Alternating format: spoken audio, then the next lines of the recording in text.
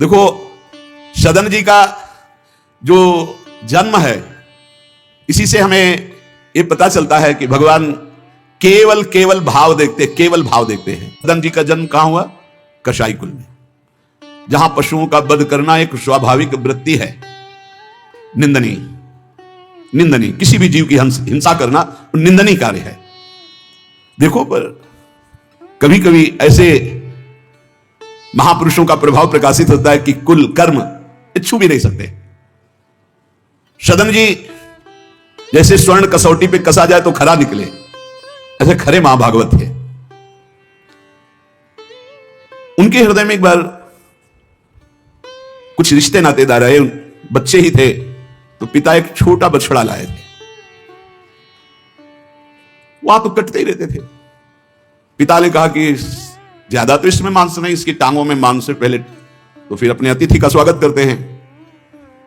सदन जी ने जो सुना उसके पास गए तो लिपट कर रोए। बच्चे थे, बछड़े से, ऐसा ऐसा मेरे पिताजी कह रहे हैं तुम्हें काटा जाएगा, और ऐसे दुलार कर रहे थे। बछड़े के भी देखा आंसू निकल रहे। हर जीव को पता है, कष्ट का पता होता है। तो उसने कहा एक भागवतिक महापुरुष का जीवन बदलना है, इसलिए मानो बछड़े ने कहा कि तुम अपने पिताजी से कह दो, उचित तो यह है कि पहले मेरी गर्दन काटे। तो सदन जी ने कहा ऐसा क्यों? बोले क्योंकि मैं पूर्व में ऐसा था, तुम्हारे पिताजी पशु थे और मैंने इनकी गर्दन उड़ाई है, तो मैं अब पशु बना हूं, इनसे कह दो तुम्हें गर्दन ही काटनी चाहिए, पहले जिंदा टांग मत काटो, मैंने तुम्हें इतना कष्ट पूर्व में नहीं दिया था, सीधे गर्दन काटी थी। इसका मतलब जो कर्म किया जाता है उसका फल मिलता है पक्का। मैंने पूर्व में तुम्हारे पिता की गर्दन काटी थी इस जन्म में, इसीलिए मुझे पशु बनना पड़ा, और तुम्हारे ही पिता मेरी गर्दन काटेंगे पक्का, तुम रोक नहीं सकते क्योंकि वो विधान है। पर वो पहले टांग ना काटे, पहले गर्दन काटे। अब ये घटना उनको बहुत चुही। जीव को अपने कर्म का फल भोगना पड़ता है जन्म जन्मांतरों में।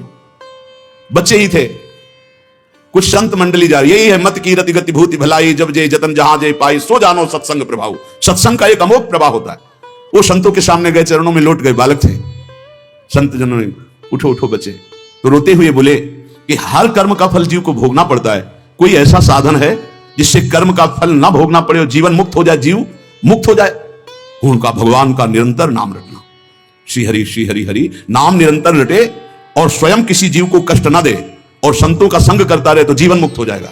बस छोटे से बालक सदन जी में बात बैठ गई, बस अंदर शुरू कर दिया, हरि श्री हरि श्री हरि श्री हरि। संतों की बात मान ले तो परम पद जेब में है।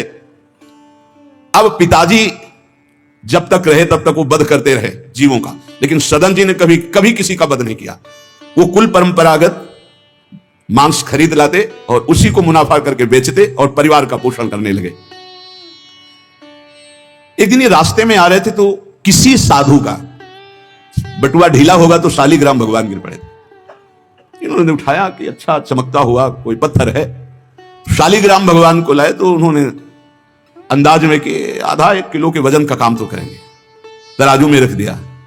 हरि श्री हरि श्री हरि श्री हरि, हर समय नाम जपना। ये तो बचपन से शुरू था संतों की कृपा से, और भगवान से अंदर से समर्पण था। ये नहीं जानते थे कि शालिग्राम भगवान है, देखा ही नहीं था कभी भगवान के शालिग्राम रूप को। अब जैसे कोई कहता कि 5 किलो दो तो 5 किलो शालिग्राम बन जाते, 2 किलो तो 2 किलो दो। अब तो बहुत बढ़िया काम की बाट बदलने की जरूरत नहीं, एक ही बाट में जितना मांगो उतना दे देंगे और ठीक वजन उतना ही होता, कभी किसी को संशय नहीं हुआ। एक दिन वो संत समागम करते ही थे तो एक संत भगवान आए। कोई इनके यहां ये भेद नहीं मानता था कि अमुक कुल की, क्योंकि इतने महाभागवत थे। संतों के चरणामृत लेना, उनके पास बैठकर सत्संग करना, तो संत जन इनके यहां आकर के बैठते थे। इनके यहां आकर के थोड़ी देर भगवत चर्चा, बड़े उच्च कोटि के भाव सदन जी के प्रकाशित थे। तो एक संत भगवान ने देखा कि ये तो बड़े सिद्ध शालिग्राम है, इनमें तो चक्र का चिन्ह भी है और ये इससे मांस तोलते हैं। अश्रुपात होने लगे संत जी के, ऐसा अनर्थ करते हो तुम, भगवान के भक्त हो। संत जी ने सदन जी से बताया कि जानते हो तुम्हारे बांट नहीं है, स्वयं शालिग्राम भगवान है, और इतना घृणित कार्य की तुम, इनसे एक तरफ मांस और एक तरफ शालिग्राम। बड़ी उनको व्यथा हुई। सदन जी ने कहा मुझे कुछ पता नहीं, मैं नहीं जानता, मेरे लिए तो ये बहुत सिद्ध बांट है, मैं जितना ग्राहक मांगता है उतना ही, आधा किलो तो आधा किलो, 5 किलो तो 5 किलो बन जाते हैं। आप देखो अपने कुल कर्म को कर रहे हैं और नाम जप कर रहे हैं, और संतों की कृपा है तो देखो कि अचानक रास्ते में भगवान शालिग्राम जी मिले थे। उन्होंने कहा अगर ये भगवान है तो आप ले लो, हम तो सेवा पूजा कुछ जानते नहीं, आप इनको ले जाओ।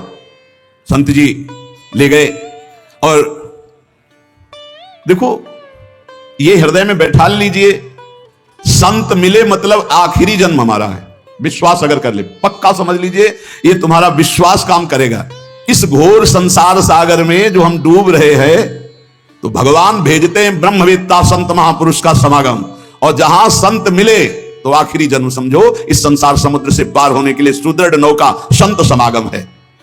शालिग्राम भगवान मिल, सब बानक बन जाता है। अब संत जी शालिग्राम भगवान को ले गए, एकांत में जाकर के भगवान का पंचामृत से अभिषेक किया, और इसके बाद वेद की स्तुति की, पुरुष सूक्त, शास्त्र शीर्षा पुरुषा सहस्राक्षा शास्त्रपात। भगवान को बिल्कुल अच्छा नहीं लगा। देखो भगवान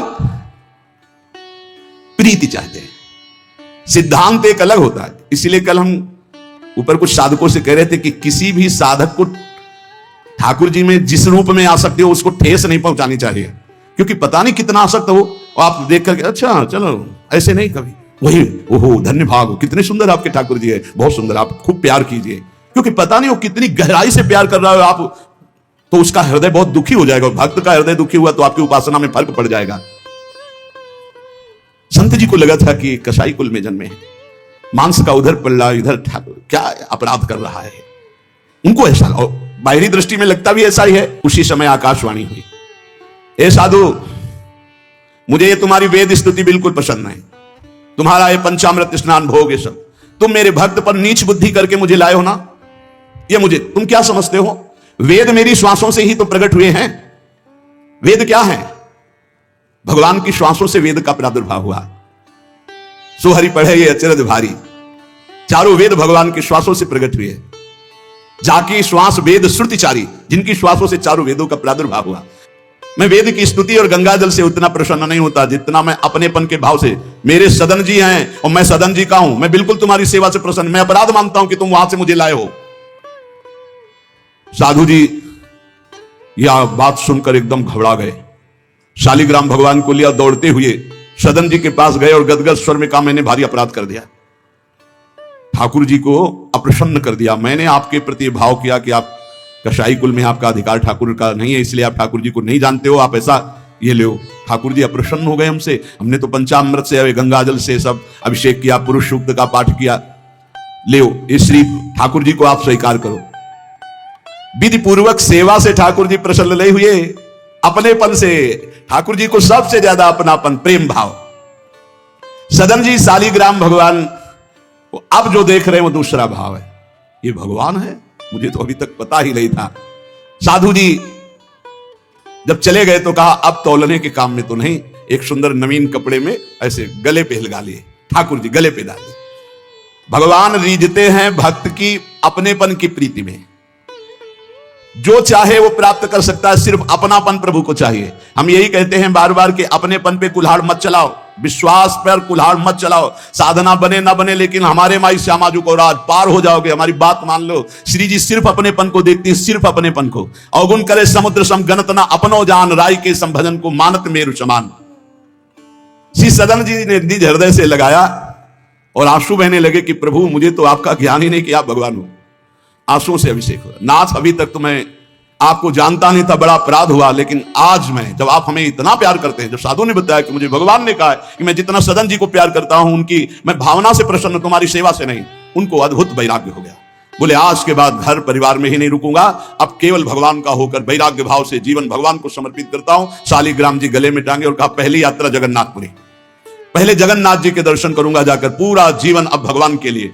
भगवान देखो कैसे कृपा करते हैं। बचपन में संतों से उपदेश मिला, नाम जब शुरू किया, ऐसे उच्च कोटि के महात्मा के ऐसा कार्य करने पर भी सब संत उनके यहां जाते थे, और उसका परिणाम हुआ कि घोर वैराग्य युक्त होकर भगवान के अनुराग में घर से चल दिए। श्री सदन जी कुटुंब परिवार कुल व्यापार सब छोड़कर जगन्नाथ जी के दर्शन के लिए चले। कुछ दूर चलने पर यात्रियों का समुदाय दिखाई दिया जो जगन्नाथपुरी जा रहे थे, तो उनके संग हो गए। जब उन लोगों ने कुछ ने पहचान कर ली कि अरे तो कसाई कुल के हैं, और तो सब दूर दूर छूना भी नहीं चाहते थे। यही बहुत बड़ी चूक हो जाती है, जो भगवान को समर्पित हो जाए उसमें कभी जाति पक्ष ना देखे, नहीं बहुत बड़ी हानि हो जाती है। राजसू यज्ञ में स्वपच वाल्मीकि को आदर सहित पवाकर पूर्ण यज्ञ करवाई भगवान ने। ये बात ध्यान रखना है, अपने जात अभिमान में आकर कभी किसी भक्त का अपमान न कर दे कि वो नीच कुल का है ऐसा कुछ। जब ये देखा सदन जी ने कि ये लोग घृणा करते हमसे, तो खुद अलग हो गए। बहुत कठिन है वैराग्य लेकर भगवान के मार्ग में परम दयालु स्वभाव श्री सदन जी जगन्नाथ जी के दर्शन करने। रास्ते में एक घर में आवाज लगाई, भिक्षाम दे। भगवान की लीला, एक स्त्री निकली भिक्षा लेकर, देखा रूप। तो जो भगवान का नाम जब करते हैं, भगवान आश्रित होते हैं, उनका रूप अलौकिक होने लगता है। एक दिव्य आकर्षण होता है जो सबके चित्त को आह्लाद प्रदान करता है, क्योंकि आनंद स्वरूप भगवान का निरंतर चिंतन होता है। उसके प्रभाव से मुखाकृति में एक अद्भुत लावण्य, एक अद्भुत आकर्षण होता है। वो स्त्री ने देखा कि नवयुवक भिक्षुक तेजस्वी, वो रीझ गई, देखते ही रीझ गई, और उसने कहा कहीं मांगने की जरूरत नहीं, आप यहां बैठो और भोजन करो। सदन जी ने कहा हमें पाना तो है ही, जब आप पवाने के लिए कह रही तो पवा दीजिए। स्वाभाविक, क्योंकि अभी वैराग्य मार्ग में निकले। उस स्त्री ने प्रार्थना की, भोजन बना के पवाया और कहा प्रभु यदि आज रात्रि है विश्राम कर लें तो आपको क्या, सुबह जगन्नाथपुरी चले जाइए। आपने उस स्त्री के विशेष आग्रह को स्वीकार करके उसके घर में शयन करना स्वीकार कर लिया। जब उसके पति सो गए तो वो रात्रि में उठ करके आई और आपके पास आकर बोली कि मैं आपको देख करके काम से पीड़ित हो चुकी हूं, अतः आप मुझे स्वीकार कीजिए और मैं सदा सदा के लिए आपके साथ के लिए चल दूंगी। सदन जी ने कहा यदि तू मेरा गला भी काट डाले तो भी मैं तुझे स्पर्श नहीं कर सकता, क्योंकि तेरा पति है। अच्छा, उसने गलत अर्थ ले लिया। उसके भाव में आया कि अगर पति है तो ये स्पर्श नहीं करेंगे, अगर पति ना हो तो स्वीकार कर लेंगे। कुआ मदांधो मदना तो रोवा, अंधों में भी अंधा कौन है बोले, जिसमें काम जागृत हो जाए। वो ऐसे काम से व्याकुल हो गए कि सोते हुए अपने पति का बिल्कुल भी प्रियता न रखते हुए गला काट दिया और आकर बोली सदन जी से अब मुझे स्वीकार करो, आपको पति का भय था ना, गला काट दिया। सदन जी ने कहा कि तू कितनी नीच है, जब तू अपने पति का गला काट दिया तो तू कितनी नीच है, इतना सोचा है? वैसे ही मैं तुझे स्पर्श नहीं करता, अब तो तुझे देखना भी नहीं। तो स्त्री ने कहा मुझे ऐसा मत समझो कि मैं तुम्हें भी बख्श दूंगी, तेरे कारण मैंने अपने पति का गला काटा है, तो फिर तू भी नहीं बच सकता। तो सदन जी ने कहा क्या कर सकती हो? तो उसने कहा मुझे स्वीकार करो, नहीं उच्च स्वर से अभी हल्ला मचाती हूं। माया का विचित्र तांडव, और मैं जोर जोर से सबको कहूंगी कि मेरे साथ गलत करना चाहता था, मैंने रोका, मेरे पति ने रोका, मेरे पति का गला इसने काट दिया, इसलिए अभी कहती हूं मैं आजीवन तुम्हारे साथ रहूंगी, मुझे ले चलो। सदन जी ने कहा गला कटवाना बर्दाश्त है, लेकिन स्पर्श नहीं कर सकता। ये सब चूकों की चूक का पूर्ण आहुति, इससे पूर्णता हो गई। मैं धर्म के विपरीत नहीं चल सकता, तू चाहे मेरा गला तू काट दे या समाज से कटवा दे। सदन जी भगवान के भक्त थे, उनके भोले भक्त होते हैं भगवान के, ज्यादा बुद्धि नहीं लगाते हैं, नहीं तो रुकना ही नहीं चाहिए था, या उसी समय भाग जाना चाहिए था, भागना चाहिए था। वहां बैठ करके उपदेश नहीं, जब ऐसी घटना तो भागना चाहिए था। जब वो कि प्रश्न करने के बाद जब सदन जी ने कहा कि तुम्हारा पति है, तुम ऐसा कैसा दुराचारपूर्ण भाव रखती हो, तुम मेरा गला काट दो तो भी तुम्हारा स्पर्श नहीं कर सकता। अब तो उसने देखा कि ये हल्ला बचा दिया, दौड़ो दौड़ो देखो ये ऐसा है। आप गांव के लोग इकट्ठा हो गए, तुरंत बंदी बनाए गए सदन जी। वहां कौन सुने सदन, कौन सुनता है, भीड़ में कोई सुनता है? कड़ा शासन बादशाह का था, उनके सामने पेश किया गया। बादशाह के पेश किया गया, सदन जी को पूछा गया स्त्री से क्या दोष है इनका। बोले साहब ये हमारे प्रति गलत भाव रख रहे थे, मेरे पति ने मेरी रक्षा की, इन्होंने पति का वध कर दिया, फिर मेरे साथ तो मैंने हल्ला मचा दिया, फिर ये बंदी बनाकर आपके सामने ले गए। सदन जी से पूछा तो हंस दिया, उस स्त्री की तरफ देख के हंस दिया कि भगवान क्या लीला करना चाहते हो। और सदन से पूछा तुमने ऐसा किया? तो बोले जो ये कह रही है वही सत्य है। उन्होंने विचार किया कि जन्म जन्मांतरों में हमारे कोई पाप हैं जिनका निस्तार भगवान करवाना चाहते, नहीं तो ऐसा क्यों लीला करते। उन्होंने कहा जो ये कह रही है वही बात मानी जाए। सहम गई स्त्री कि है क्या, वो भक्त को क्या जाने, विरोध नहीं किया सदन ने, यह धैर्यवान भगवान के भक्त का। उन्होंने कहा जो ये कह रही है, क्योंकि जो प्यारो करे सोई मोहि भावे, जो ये कह रही थी। भगवान के रहस्य को जानने वाले भक्त ऐसा ही। श्री गदाधर भट्ट जी कथा करते थे, अपार भीड़ एकत्रित हो जाती वृंदावन में, आगरे से लोग सुबह भाग भाग करके अपार भीड़ सत्संग। तो एक कल्याण सिंह जी थे, बड़े जमींदार धनी, और सत्संग का प्रभाव है कि जितेंद्रियता, वैराग्य, भगवत प्रीति ये बढ़ती है। तो जब से उन्होंने सत्संग सुना तो ब्रह्मचर्य का नियम ले लिया, पत्नी से बात नहीं करते थे। अब घर गृहस्थी में तो यही संसारिक सुख है। कई महीने हो गए वो अपने राजकाज और सत्संग में भाग जाना, सत्संग से आना, बस एकांत में भजन करना था। तो थी कि हाथ जोड़कर आपको, पर अब हाथ ही नहीं, तो ऐसे ही जीव किया। तो जैसे स्वप्न में दुख मिला था जागते ही खत्म हो जाता है, ऐसे ही कोई पीड़ा नहीं, कोई हाथ कटे नहीं, पूरे नवीन हाथ और साष्टांग भगवान को दंड। आप सभी को राधे राधे, जय श्री राधे। आज की इस वीडियो में प्रेमानंद जी महाराज ने एक कथा सुनाई जो कि सुनने से पाप मुक्त हम सब। तो ये कहानी है कामिका एकादशी की, जो कि आज एकादशी है और इससे सुनने से सारे पापों से मुक्ति मिलती है। और रहा बात कि अगर आप नाम जाप कर रहे हैं तो भी हमें सारे पापों से मुक्ति मिल जाएगी। पूर्व जन्म के पाप, इस जन्म के पाप, भूल में हुई, अनजाने में हुई, जानबूझकर हुई, जो भी हुई, जैसे भी हुई, तो उस पाप से हमें मुक्ति मिलेगी इस जन्म में। वो भी ज़्यादा से ज़्यादा नाम जाप करें, गीता का पाठ करें। बस इतना ही, मिलते हैं नेक्स्ट वीडियो में। आप सभी को राधे राधे।